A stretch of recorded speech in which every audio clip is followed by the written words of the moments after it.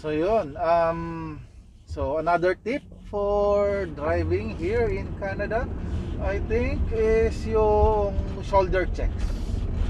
Sabi nila kasi pag i-change lane ka daw, kailangan syempre, lalo kung may mga blind spot, ano sila, wary sila diyan, ano sila, mahigpit sila diyan, lalo yung mga ano.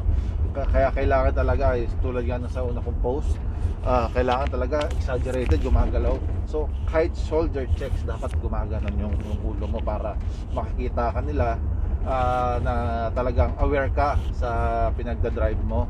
And yun, dapat both hands mo dapat laging nandito. Hindi ka pwede parang ganyan mag-drive. Gangster, hindi ka ganon. So parang kailangan talagang ano ka, attentive ka, shoulder checks, talagang parang ano, alam mo yung ginagawa mo. And kunyari pag i-change lane ka, signal ka rin dapat. And then yun, speed limit, dapat aware ka rin talaga doon. Bawal kang mas mabilis syempre, although wala nang mga speed cameras ngayon dito sa Canada, pero alam mo yun, kailangan sumusunod ka pa rin sa batas trapiko. May mga nakapasgil naman tulad yan, 70 usually after every streets meron naman silang nakapasgil, kompleto rito eh. And then yung kung mag-yield ka sa mga pedestrian is always the priority dito. Sa Pilipinas na parang minsan nakaharap pa sa pedestrian. So kailangan kasi kung isipin mo, ang sasakyan natin is deadly weapon yan. Pwede kang makapatay, pwede kang mamatay. Siyempre heavy machinery yan. So dapat aware ka sa, kaya ini-exage nila eh.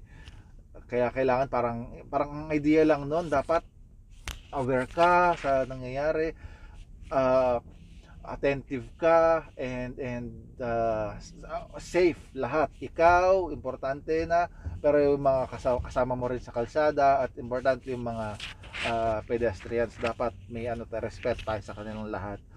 And yun, siyempre katulad sa Pilipinas, lang naman, parang privilege lang naman ang pagdadrive.